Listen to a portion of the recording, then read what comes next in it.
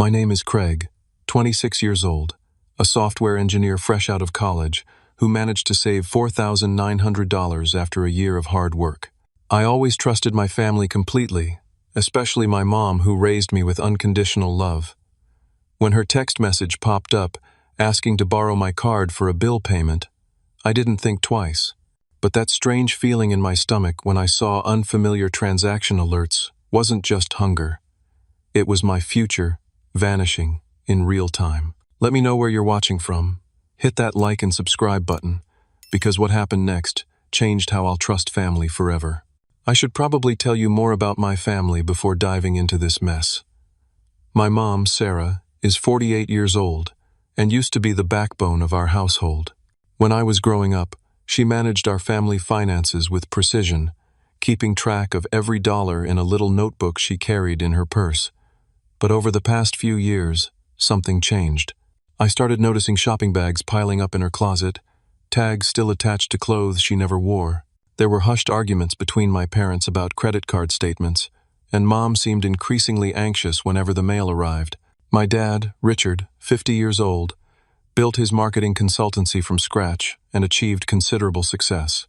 He works long hours, travels frequently for business, and maintains a detached, almost clinical approach to family matters. When he is home, he is often locked away in his home office, emerging only for meals or to deliver brief, cutting comments about household expenses. The emotional temperature drops 10 degrees whenever he enters a room. Then there is my younger sister, Lisa, 22, currently finishing her degree in communications at State University. She is smart and ambitious but constantly short on cash, despite the part-time job she maintains at the campus bookstore. Mom always seems to find extra money for Lisa's textbooks or apartment expenses, even when things are tight. The tension between my parents around finances has been building for years. Dad earns good money but holds the purse strings tight, requiring justification for every expense. Mom manages the day-to-day household budget, but seems perpetually stressed about making ends meet. Their arguments always circle back to the same topics: unnecessary purchases, hidden receipts, and dwindling savings. My $4,900 represented a year of careful budgeting and overtime work. After graduating with my computer science degree, I landed an entry-level position at a local tech company. The salary was decent but not spectacular, especially with student loans taking a chunk each month. I moved back home temporarily to save on rent, planning to build up enough for a security deposit and first month's rent on my own place. I had my eye on a used Toyota Camry with 62,000 miles on it, priced at $4,000. The remaining $900 would help furnish my new apartment once I found an affordable place. Every morning, I dragged myself onto a crowded bus for the 45-minute commute to work, dreaming about the freedom my own car would bring. To accumulate that money faster, I took on freelance coding projects on weekends and volunteered for extra shifts monitoring the company servers.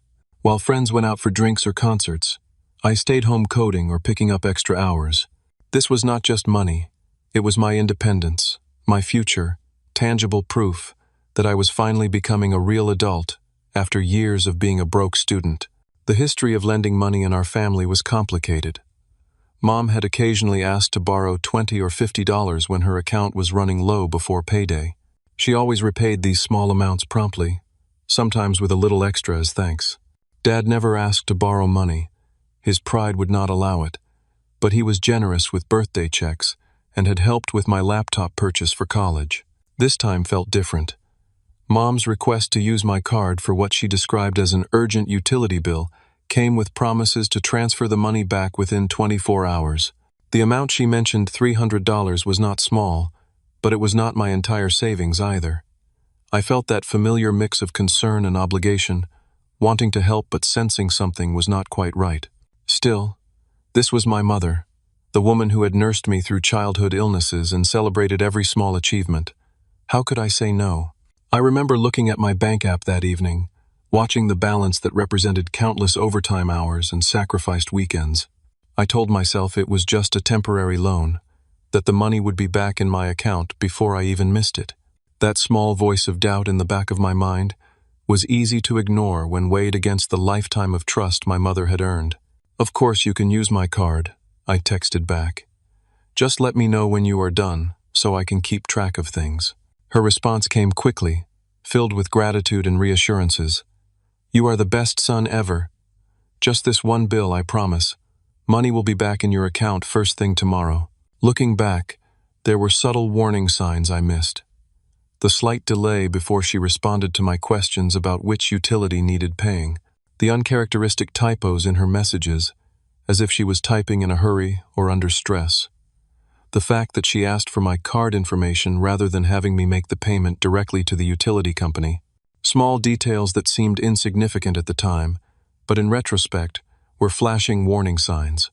I provided my card information over the phone, carefully reading out the 16-digit number, the expiration date, and the 3-digit security code. Mom repeated each set of numbers back to confirm, her voice carrying that familiar, warm tone that had always meant safety and honesty throughout my childhood. We ended the call with her promising again to return the money promptly, and me feeling good about being able to help my family in a time of need. That feeling of warmth and familial duty would last exactly 97 minutes before the first unexpected transaction alert chimed on my phone. It was Tuesday evening when my phone chimed with Mom's text message. I was wrapping up work, finishing some code before heading home. Craig, honey, I hate to ask, but our electricity bill is past due and my card is being declined. Could I possibly use yours just for this payment? I will transfer the money back tomorrow morning, promise. It is about $300. I hesitated briefly before responding. Sure, Mom. Just use it for the bill, though, okay? I am saving for the car. Of course. Thank you so much. You are my lifesaver. I will pay you back first thing tomorrow. I put my phone away and continued working, feeling good about helping out. That warm feeling lasted exactly 47 minutes. At 6:23 p.m., my phone started buzzing with transaction alerts. The first was indeed from the utility company, $312. That seemed reasonable. But 6 minutes later, another notification, $200 at a gas station. That seemed odd. Our local gas station never required that much for a fill-up, even for Dad's SUV. By 6:45, 3 more transactions had appeared. $150 at a convenience store, $400 at an ATM withdrawal, and another $300 at a different ATM. I tried calling Mom immediately, but the call went straight to voicemail. Mom, I am seeing some strange transactions.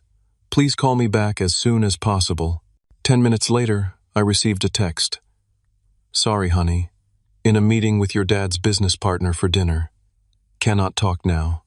Everything is fine. Just paying some overdue bills. We'll explain later.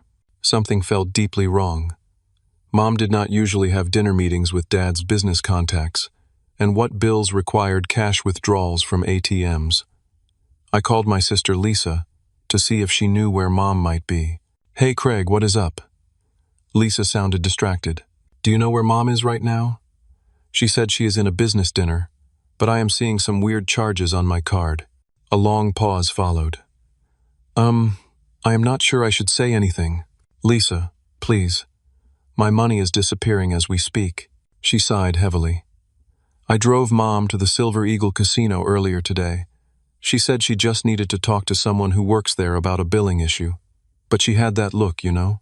My stomach dropped. The Silver Eagle was a casino about 30 miles outside the city.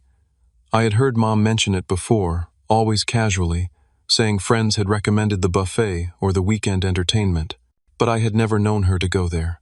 How long has Mom been going to casinos? I asked, my voice tight. I do not know exactly. A few months? Maybe longer. She made me promise not to tell Dad. I thanked Lisa and hung up, then immediately checked my bank account. The transactions had continued while we were talking. Nearly $2,000 had been withdrawn or charged in less than an hour. Almost half of my savings was already gone. I called Mom again, and again, and again. All went to voicemail. I texted multiple times with increasing urgency. No response. Panic rising, I grabbed my keys and headed to my car. The drive to my parents' house normally took 20 minutes, but I made it in 15, breaking speed limits the whole way.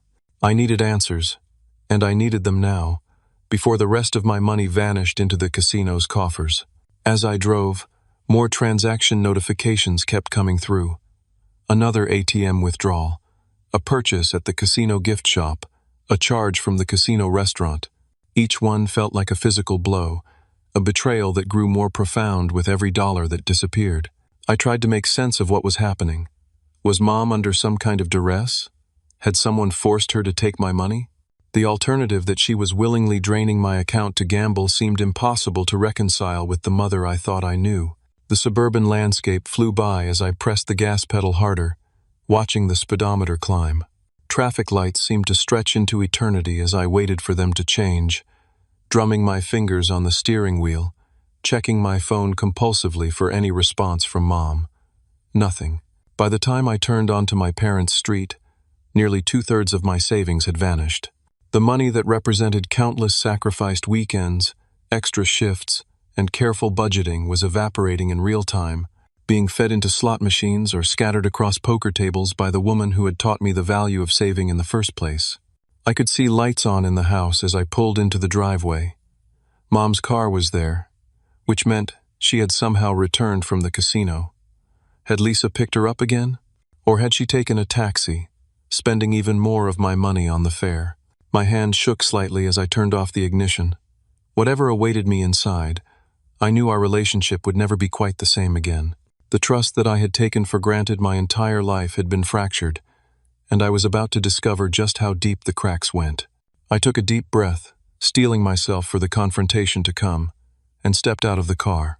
I pulled into my parents' driveway at 7:32 p.m., noticing immediately that Mom's car was there. The living room lights were on, and as I approached the front door, I could hear raised voices inside. I used my key to enter without knocking. The scene that greeted me felt like walking onto a stage mid-performance. Mom sat on the living room couch, her face blotchy and eyes red-rimmed. Her normally perfect hair was disheveled, and she clutched a crumpled tissue in one hand. Dad stood by the fireplace, his posture rigid and face set in that cold mask I had seen so many times during family arguments. They both fell silent when I walked in. "Craig," Mom said, her voice wavering. "What are you doing here?" I held up my phone, displaying the bank app with all the transactions. Explaining this, I hope. Dad's eyes flickered to my phone, then back to Mom.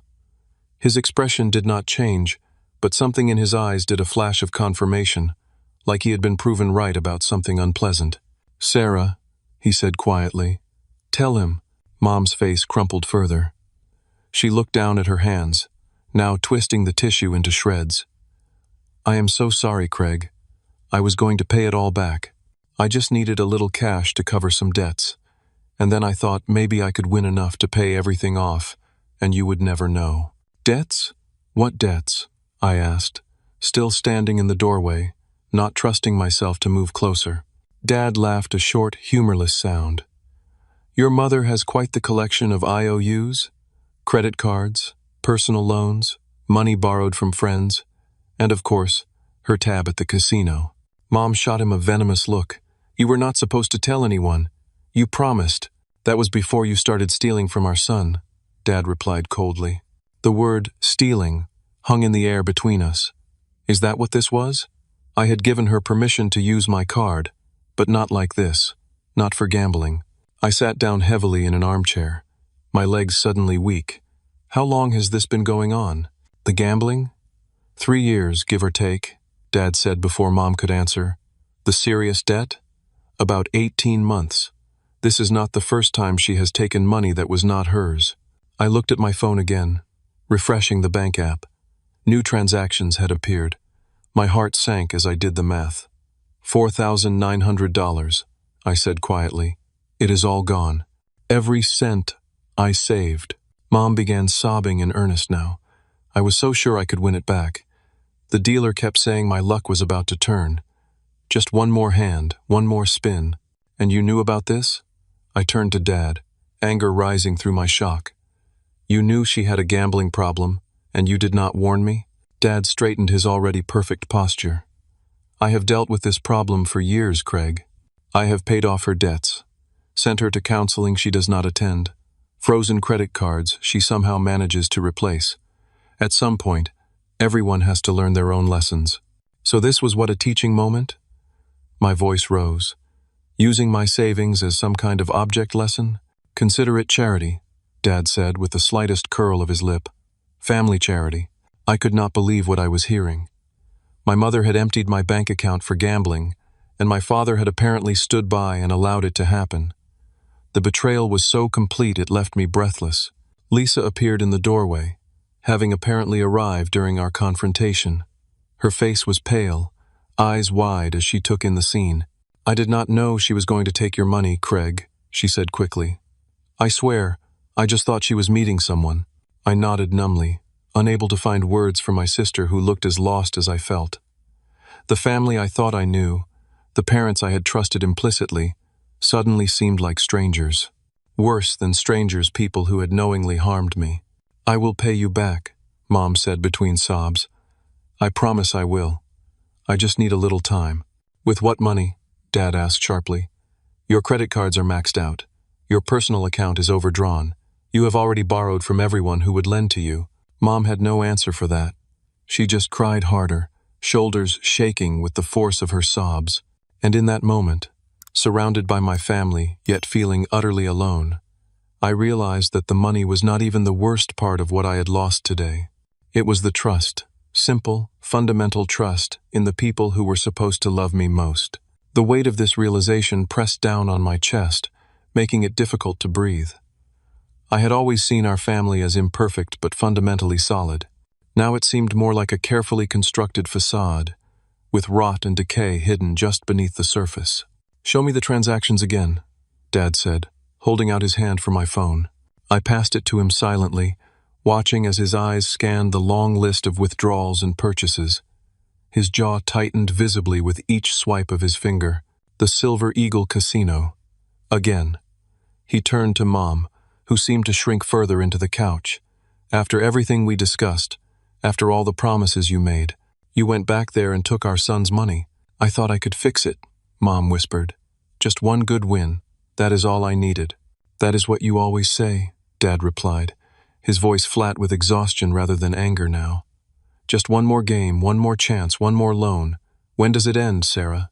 Mom had no answer. She just stared at her hands, tears falling onto her twisted tissue.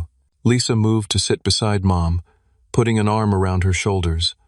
I noticed how my sister positioned herself slightly angled, as if physically placing herself between our parents. How many times had she played this mediator role before? How many family crises had she weathered that I knew nothing about? We need to figure out how to fix this, Lisa said, glancing between all of us. Craig needs his money back, and Mom needs help. Dad handed my phone back to me with a heavy sigh. Your sister is right, at least about the second part. Your mother needs professional help, which she has repeatedly refused. As for your money, he trailed off, looking at Mom with a mixture of anger and resignation. I will get it back, Mom insisted, straightening slightly. I can borrow from my sister Judy, or maybe sell some jewelry. Your sister stopped taking your calls after the last unpaid loan, Dad reminded her. And the real jewelry was pawned months ago. Each revelation felt like another trapdoor opening beneath me. How much did not I know about what had been happening in my own family? How long had this deception been going on while I moved through the house, focused on my own goals and problems? Why did not anyone tell me? I asked, looking from Dad to Lisa. Either of you? If you knew this was going on, why keep it secret? Lisa looked down, unable to meet my eyes. Dad's gaze remained steady, but I could see the conflict there. Your mother begged us not to, he finally said. She was ashamed. And frankly, I thought I could handle it. I have been managing your mother's episodes for years now, paying off debts, making excuses to friends, monitoring accounts. I never imagined she would target your savings. The clinical way he described it, managing episodes, made it sound so cold and distant, as if Mom's addiction was simply an inconvenient behavioral quirk rather than a destructive force tearing through our family. Well, your management strategy has failed spectacularly, I said, unable to keep the bitterness from my voice. My entire savings is gone, and from the sound of it, Mom is deeper in her addiction than ever. Dad flinched slightly, the first crack in his composed facade. "You are right," he admitted. "I failed. I thought I could protect this family by containing the problem privately. I was wrong.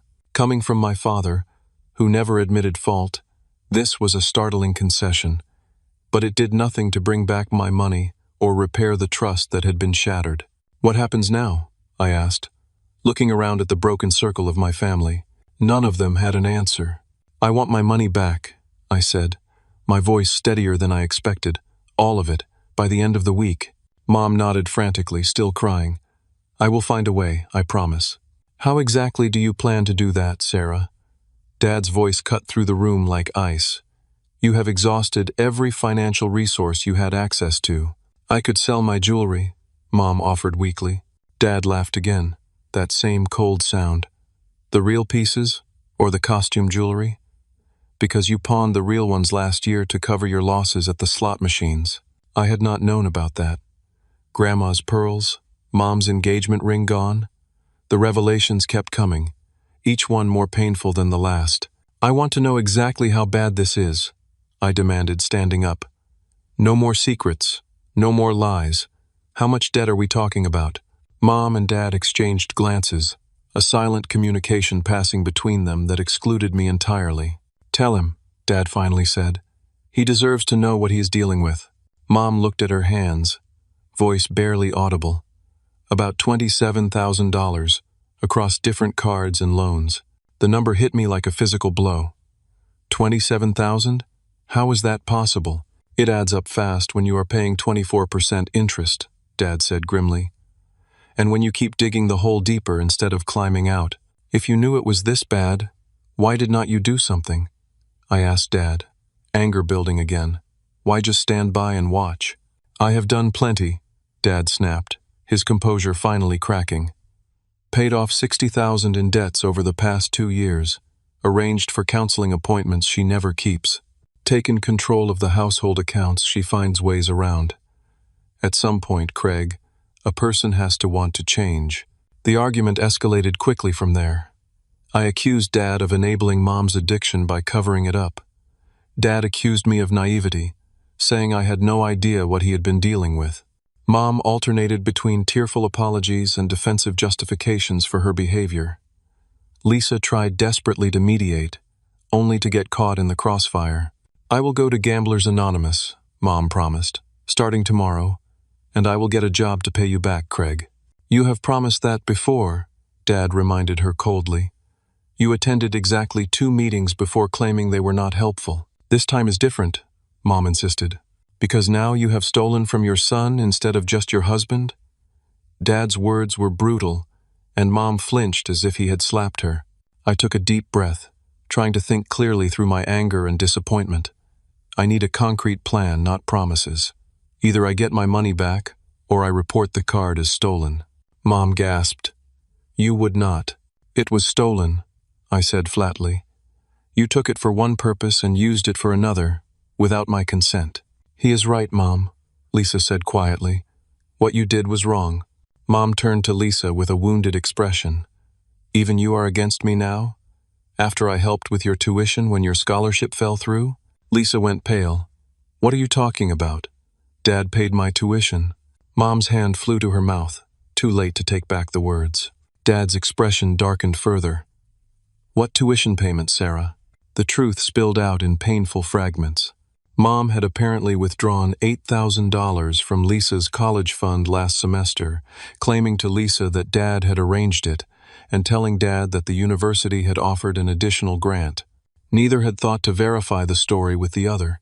"The money is gone too, is not it?" Lisa asked, her voice small. "My graduation fund?" Mom could not meet her eyes, which was answer enough. "Jesus Christ," Dad muttered, running a hand through his hair. "Is there any account you have not raided?" As the argument continued to spiral, I noticed Mom's phone light up on the coffee table. The notification caught my eye, an email preview from an account I did not recognize, containing the words, "payment reminder," and "outstanding balance." "What is gamblinggal78@gmail.com?" I asked suddenly, reading the address on the screen.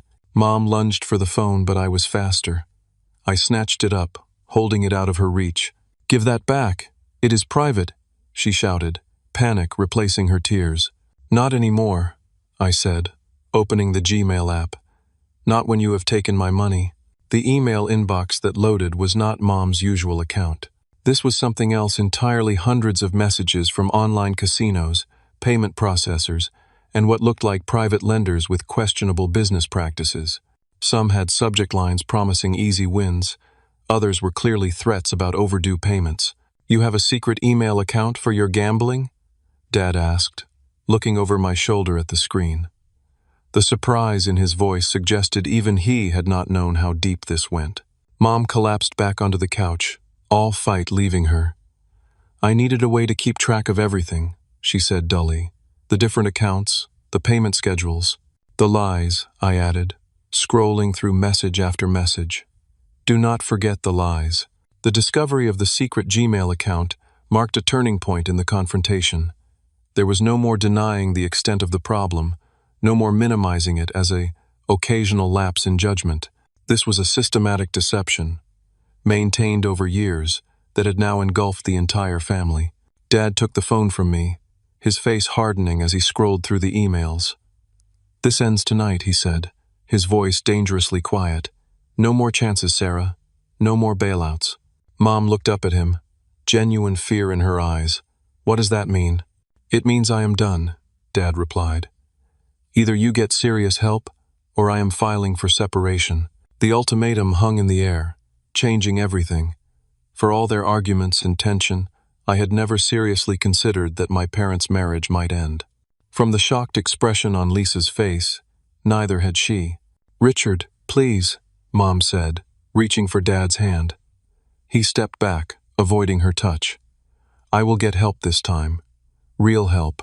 "You have said that before," Dad replied. "Many times." "I mean it now," she insisted.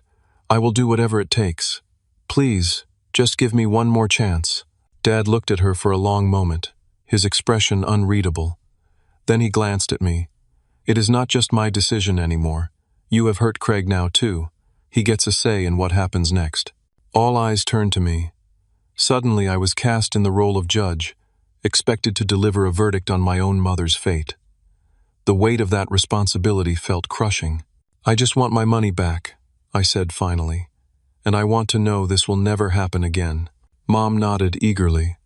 "I will find a way to pay you back, and I will get help, I swear."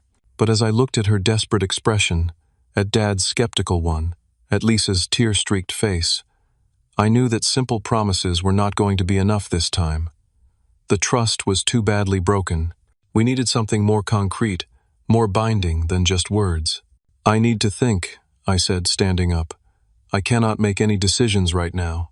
I headed for the door, needing space, air, distance from this suffocating atmosphere of deception and recrimination. "Where are you going?" Lisa called after me. "Somewhere I can think clearly," I replied. "I will be back tomorrow." As I walked out into the cool evening air, I felt both incredibly alone and strangely liberated. For the first time, I was seeing my family without illusions, without the comfortable myths we had constructed about ourselves. The truth was ugly and painful, but at least it was real. My phone buzzed in my pocket, another transaction alert. I did not even bother to look. There was nothing left to take. The next morning, I called in sick to work and began methodically exploring all my options for recovering my money. None looked promising. I contacted my bank first, explaining the situation. The customer service representative was sympathetic but firm. Since I had given Mom permission to use my card, this was considered an authorized transaction. The fact that she had misused that permission was, legally speaking, a personal matter, not bank fraud. They could not reverse the charges. Next, I called the casino where most of the money had been spent. The manager I eventually reached after navigating a labyrinth of transfers and holds explained that they had no way of refunding gambling losses, regardless of the circumstances. "Once the chips are played, sir, that money belongs to the house or to the winners," he said with practiced regret. I turned to Mom's promise to borrow money from friends to repay me. That hope was quickly extinguished when she admitted, shamefaced, that she had already borrowed from everyone who might lend to her. Some had already cut contact after she failed to repay earlier loans. "What about your sister in Philadelphia?" I suggested desperately. "Aunt Judy always liked you best." Mom shook her head. "I borrowed $3,000 from her last Christmas, said it was for home repairs after that big storm. She has been asking for pictures of the new roof." As each potential solution collapsed, my focus returned to the secret Gmail account. While Mom had been on the phone trying unsuccessfully to negotiate a personal loan from her bank, I had spent more time looking through those emails. What I found painted an even more disturbing picture than I had initially realized. There were communications with at least 6 different online gambling sites, most based offshore to avoid U.S. gambling regulations. Mom had accounts with multiple payday loan companies charging astronomical interest rates. Most alarmingly, there were exchanges with individuals who appeared to be private lenders operating outside any legal framework. People with names like Cash King and Lucky Loaner who used veiled threats about collection methods when payments were late. By mid-afternoon, it was clear that the conventional routes to recovering my money were closed. Dad had flatly refused to help, saying this was between Mom and me. "She needs to face consequences," he insisted. "Otherwise, nothing will change." Lisa had offered me her last $300 from her part-time job, which I declined.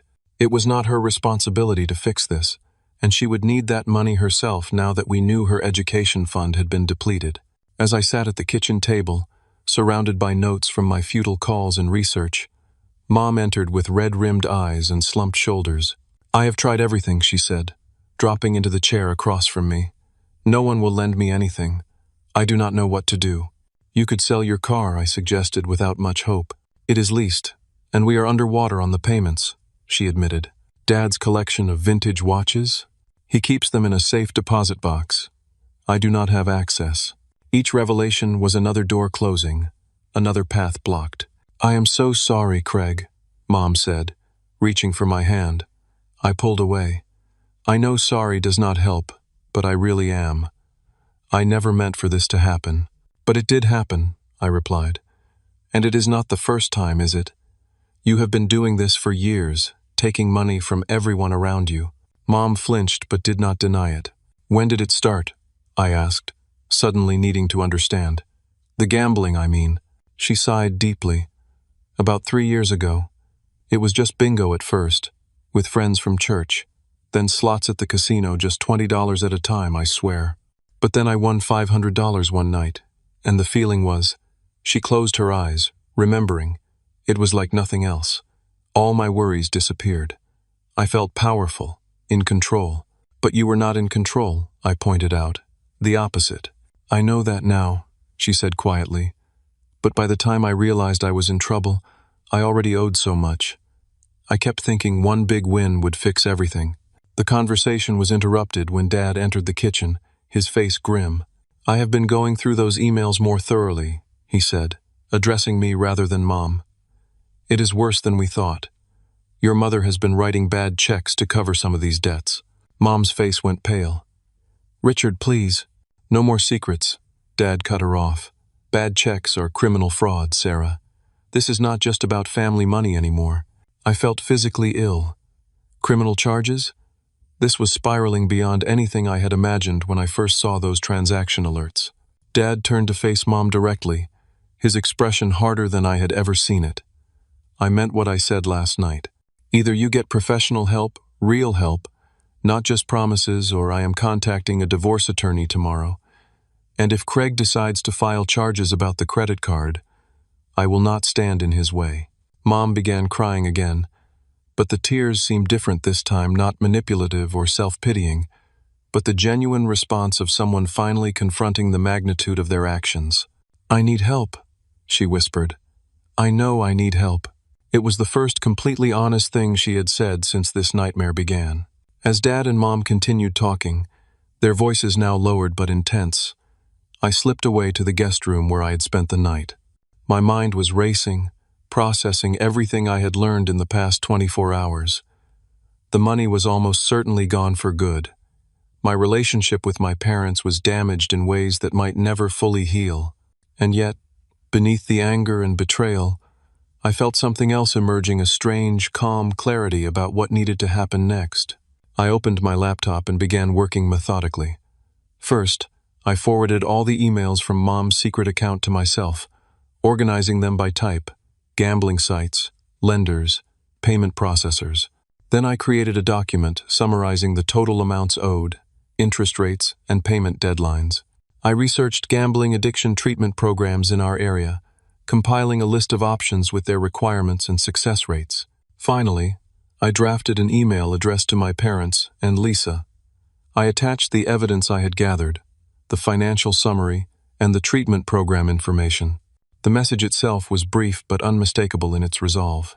I have compiled everything I have discovered about Mom's gambling addiction and financial deception. I am giving you until 9 a.m. tomorrow to agree to the following conditions. 1. Mom enrolls in a residential treatment program for gambling addiction within 72 hours. 2. Dad covers the cost of treatment and commits to attending family therapy sessions. 3. Both of you sign a formal agreement to repay my $4,900 within 6 months. If these conditions are not met, I will forward all evidence of financial fraud to the appropriate authorities and financial institutions. This is not a bluff. I love you both, but I will not enable this destruction any longer. My finger hovered over the send button. This was the nuclear option threatening legal consequences against my own mother. Once sent, there would be no taking it back. But as I thought about the years of deception, the casual way my future had been gambled away, and the enabling dynamics that had allowed the situation to reach this point, I knew it was the only leverage I had left. I pressed send, then set up an automatic email scheduled for 9 a.m. the next morning that would forward all the evidence to the police department's fraud division, the state attorney general's consumer protection office, and the banks involved unless I canceled it before then. Then I packed my overnight bag, left the house without saying goodbye, and checked into a cheap motel. I turned my phone to silent, set my alarm for 8:30 a.m., and tried to sleep, knowing that when morning came, our family would never be the same again. The room was sparse and impersonal, a double bed with a worn comforter, a small desk with a lamp, a television bolted to the wall. It felt oddly appropriate for this moment of transition. I was adrift between what my family had been and what it would become, suspended in an anonymous space that belonged to no one. As I lay on the stiff mattress, staring at the ceiling, I wondered if I had gone too far. Was I really prepared to send my own mother to jail, to potentially destroy my parents' marriage and what remained of our family? The thought made me feel physically sick, but then I remembered the methodical way Mom had drained my account, transaction by transaction, the years of lies she had told to everyone who loved her, the way Dad had stood by, enabling her addiction while believing he was managing it. And I knew that the real destruction had already occurred. I was simply refusing to pretend otherwise any longer. My phone buzzed on the nightstand, a text from Lisa. "Whatever you decide, I support you. Love you, big brother." At least I was not entirely alone. With that small comfort, I finally drifted into an uneasy sleep. I barely slept that night, drifting in and out of anxious dreams where I was always searching for something lost. When my alarm buzzed at 8:30, I felt gritty-eyed and hollow but resolved. I checked my phone, half expecting a flurry of calls and texts. There was nothing. No responses to my email, no missed calls, no frantic text messages. Had they not taken my ultimatum seriously? Or were they discussing it among themselves, weighing their options? Either way, the clock was ticking. In 30 minutes, the automated email would send, escalating this family crisis into a legal one. I showered quickly in the motel's lukewarm water, trying to clear my head. Was I doing the right thing? The thought of my mother facing criminal charges made my stomach clench. But then I remembered how easily she had lied to my face, how systematically she had drained my account dollar by dollar while promising to repay a debt she knew she could not cover. This was not a momentary lapse in judgment. It was calculated deception from someone who should have protected me. At 8:55, I sat on the edge of the motel bed, phone in hand, watching the minutes tick by. Still no contact from my family. Had they called my bluff? Did they not believe I would actually follow through? The thought crystallized a determination in me that cut through the doubt and emotional turmoil. This was about more than money now. It was about breaking a destructive pattern that had been poisoning our family for years. At 8:59, my phone finally rang. Dad's name flashed on the screen. "Hello?" I answered, trying to keep my voice neutral. "We are ready to talk," Dad said without preamble. "Your mother has agreed to treatment. We have found a facility that can take her this afternoon." Relief flooded through me, followed immediately by suspicion. "And the repayment plan?" "I will cover it," Dad said. "The full amount, transferred to your account by the end of business today." "What made you decide?" I asked, still wary of this sudden capitulation. There was a pause before Dad responded. "Your mother saw what you sent. All the documentation, organized so clearly. I think it finally showed her just how deep this has gone." Another pause. "And I realized I've been part of the problem too. Enabling her, covering it up, thinking I could handle it privately." I checked the time. 9 exactly. Somewhere across town, the automated email would be triggering in seconds unless I logged in and canceled it. "I need more than words," I said firmly. "I need Mom on the phone, confirming she is going to treatment. And I need the money in my account before I cancel what is about to happen." "What do you mean, cancel?" Dad asked sharply. I set up an automated email with all the evidence. It sends at 9 a.m. to the police, the banks, and the Attorney General's office. I have about 30 seconds to stop it. "Jesus Christ, Craig," Dad breathed. "Hold on." I heard shuffling. Then Mom's voice came on the line, high-pitched and panicky.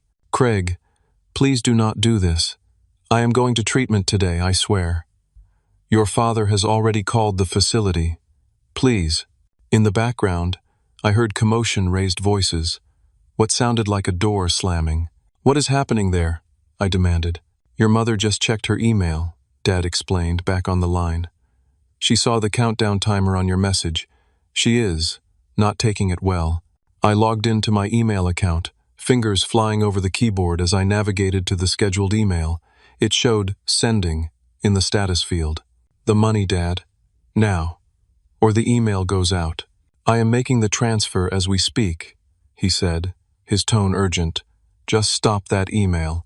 I clicked cancel send repeatedly, watching the spinning circle as the system processed my request. After what felt like eternity, a confirmation appeared. Scheduled email canceled. I exhaled slowly, the tension of the moment leaving me lightheaded. It is done. The email is canceled. Over the phone, I heard Mom's voice rise in what sounded like a wail, then abrupt silence. "What just happened?" I asked. Dad's voice was strained. She opened the Gmail app on her phone to see if the email had gone out yet. "I think she just saw all the evidence you compiled, organized by date. She is upset." That was clearly an understatement. In the background, I could hear Mom crying out something incomprehensible, her voice rising to a shriek. Then came the sound of doors opening, voices calling out in concern. "Is that the neighbors?" I asked in disbelief. "Yes," Dad confirmed, sounding embarrassed. "Sharon and Bob from next door. Your mother is quite vocal right now." I closed my laptop and began gathering my things from the motel room. "I will be there in 20 minutes. Do not let her leave before I arrive." "She is not going anywhere," Dad assured me grimly. "Except to treatment this afternoon." When I arrived at my parents' house, the scene was surreal. Mom sat at the kitchen table, her face blotchy and swollen from crying, hands clutched around a mug of untouched tea. Dad stood by the counter, looking exhausted but somehow more present than I had seen him in years. Lisa sat across from Mom, her expression a mixture of concern and wariness. And surprisingly, our next-door neighbor Sharon was there too, her arm around Mom's shoulders. The neighbors heard the commotion.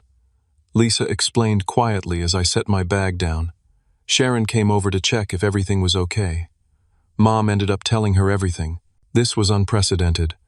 Our family had always maintained a polished facade to the outside world, never revealing the tensions that simmered beneath the surface.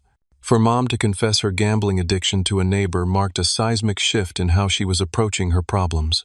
"I cannot hide it anymore," Mom said, looking up at me with red-rimmed eyes. I have been so ashamed, making up stories, digging myself deeper with every lie. I am sorry, Craig. What I did to you was unforgivable. It is not about forgiveness right now, I said, sitting down across from her. It is about getting you help and making sure this never happens again. Dad slid his phone across the table to me. On the screen was a confirmation of a bank transfer, $4,900 to my account. It is done, he said simply. Sharon squeezed Mom's shoulder gently. I will drive you to the treatment center this afternoon, Sarah.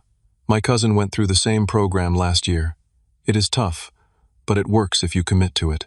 I glanced at Sharon with new appreciation. Her matter-of-fact support, free from the emotional baggage that weighed down our family's interactions, seemed to be exactly what Mom needed in this moment. The next few hours passed in a blur of practical arrangements. Mom packed a bag for her 30-day stay at the treatment facility. Dad contacted his office to arrange working remotely for the next week. Lisa and I sat at the kitchen table, drafting a formal repayment agreement that all four of us would sign. Why did you do it? I asked Dad when we had a moment alone. Set up the transfer immediately, I mean. You were so against helping yesterday. Dad looked at me with an expression I could not quite read. Because you did something I should have done years ago. You refused to enable her. You set a boundary and were willing to enforce it, even at great personal cost. He shook his head slowly. I have been managing this situation instead of addressing it, protecting her and myself from consequences instead of facing the real problem. By 3 p.m., Mom was ready to leave for the treatment center. As Sharon waited in the driveway, Mom turned to me at the front door, her expression more clear-eyed than I had seen in days. Thank you, she said quietly, for not giving up on me even when you had every right to. I did not know how to respond. Part of me was still angry, still hurt by her betrayal. Another part recognized the courage it took to face her addiction after years of denial. Just do the work, Mom, I finally said. That is all I ask. After the car pulled away, the house felt strangely empty. The three of us, Dad, Lisa, and I, moved around each other awkwardly, unused to this new reality where our family's darkest secret had been dragged into the light. What happens now? Lisa asked as we sat down to a takeout dinner none of us had much appetite for. Now, I said, we start rebuilding, but differently this time, with honesty. Dad nodded, looking older and more vulnerable than I had ever seen him. And with boundaries, he added. You were right about that, Craig. Sometimes love means being tough enough to say no. It was not a perfect resolution, far from it. There would be hard days ahead, relapses perhaps, trust to be rebuilt slowly over time. But as I checked my bank account one more time, seeing my savings restored, I felt something unexpected beneath the lingering hurt and anger. Hope. Not just for my car and apartment plans, which could now proceed as intended, but hope for my family, which had been forced to confront its demons in the harsh light of day, and had, surprisingly, not crumbled completely under the scrutiny. As I drove back to my apartment that evening, I felt both older and strangely lighter. The past 48 hours had changed me in ways I was only beginning to understand. I had discovered strength. I did not know I possessed the courage to stand up to the people I loved most when necessary, to demand truth even when it was painful. More importantly, I had learned that sometimes the most caring action is not the gentlest one. Sometimes real love requires difficult choices, hard boundaries, and the willingness to risk a relationship in order to save the person you care about. That was 6 months ago. A lot has changed since that explosive morning when Mom's scream brought the neighbors running. The treatment program was not a magic cure, but it was a solid beginning. Mom completed the 30-day residential program, then continued with outpatient therapy and daily Gamblers Anonymous meetings. There have been difficult moments, a relapse in month 3, when she placed online bets using a new email account, immediately followed by a tearful confession to her sponsor. The road to recovery is not linear, but she is traveling it with more honesty than before. Dad transformed too, in his own quieter way. He attended the family sessions at the treatment center, gradually opening up about his own role in enabling Mom's addiction. His need for control, his pride that prevented him from seeking outside help, his tendency to throw money at problems rather than addressing their emotional roots. He is working on all of it with his own therapist now. The formal repayment agreement we signed that day has been honored. My account was restored immediately, but more importantly, Mom and Dad have stuck to the treatment plan. Dad installed financial monitoring software that sends alerts to both him and me if unusual spending patterns emerge. Mom voluntarily surrendered her credit cards and now operates with a prepaid debit card loaded weekly with a reasonable allowance. Lisa and I have become closer through this ordeal. We meet for coffee every Sunday morning, a tradition that started during Mom's treatment when we both needed someone to talk to. She has graduated now and found a job in marketing, living with roommates in an apartment downtown. Her education fund is being gradually replenished by our parents, though it will take time to recover fully. As for me, I did buy that used Toyota Camry. The 45-minute bus commute is now a 20-minute drive, giving me extra time each morning for a proper breakfast or a stop at the gym. I have moved out of my parents' house into a small but comfortable one-bedroom apartment closer to work. The independence feels good necessary, even for establishing the boundaries I now recognize as essential. The healing process has not been easy. There are still moments when I feel that flash of betrayal all over again, when Mom asks about my finances or when I receive a transaction alert from my bank. Trust, once broken, does not mend overnight, but it can mend gradually, with consistent effort and demonstrated change. Perhaps the most profound shift has been in how our family communicates. The culture of secrecy that allowed Mom's addiction to flourish has been replaced by sometimes uncomfortable honesty. We talk about money openly now, not just amounts, but the feelings and fears attached to it. We acknowledge problems when they arise instead of sweeping them under the rug. I have learned painful but valuable lessons through this experience. That love sometimes means setting firm boundaries, that helping is not always the same as enabling, that family loyalty should not require blind trust or self-sacrifice. Most importantly, I have learned that addressing a problem directly, however difficult or confrontational that might be, is ultimately kinder than allowing it to fester beneath the surface. My ultimatum, as harsh as it seemed in the moment, was actually the most caring thing I could have done for my mother and for our family as a whole. Mom said something in her 3rd month of recovery that has stayed with me. We were sitting on her porch swing, talking about the past and the damage her addiction had caused. I was so afraid of being seen as a failure, she confessed quietly. I kept thinking I could fix everything myself before anyone noticed how bad things had gotten. Each lie was just buying time until I could make it right. But the lies became the problem, I pointed out. She nodded. The secrets were like a poison. The more I tried to contain them, the sicker I got. She looked at me directly then. When you forced everything into the open, it was like lancing an infection. Painful, but necessary for healing to begin. That is the paradox I have come to understand. Sometimes the greatest act of love is refusing to participate in someone's self-destruction. Sometimes saying no is more compassionate than saying yes. Sometimes the quiet, determined action is more powerful than all the shouting in the world. I still have my difficult days. Moments of anger when I remember how easily my trust was betrayed. Moments of doubt when I wonder if the changes will last. But those moments grow fewer as time passes and our new family patterns prove themselves sustainable. What about your families? Have you ever had to set a difficult boundary with someone you love? Did you find the courage to take a stand when it would have been easier to look away? Let me know in the comments, and do not forget to like and subscribe if this story resonated with you. Sometimes the hardest conversations lead to the deepest healing, and your story might be the one that gives someone else the courage they need. Thank you for listening, and remember, trust should be treasured, boundaries should be respected, and sometimes the bravest thing you can do is simply tell the truth. The path forward is not perfect. Mom still attends her meetings 3 times a week. Dad continues his individual therapy, and our family sessions happen twice a month.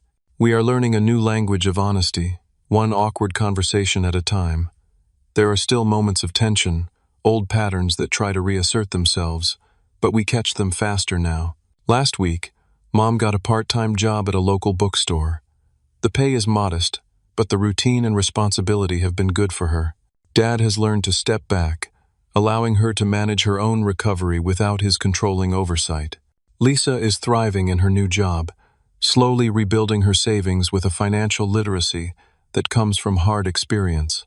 As for me, I now keep my financial information private, not from mistrust, but as a healthy boundary. I visit my parents regularly but maintain the sanctuary of my own apartment. I have learned that love can be both close and separate, supportive and bounded. If there is one thing I hope you take from my story, it is this. True compassion sometimes requires difficult actions. The easy path of enabling and secret-keeping may seem kinder in the moment, but it only postpones the inevitable reckoning. Real love has the courage to face painful truths and to stand firm when necessary. Share this video if you know someone who might need to hear this message. Subscribe for more stories about family challenges and how we overcome them together. And please, comment below with your own experiences. How did you find the strength to set boundaries when you needed to? Your words might be exactly what someone else needs to hear today. Thank you for being part of this journey with me.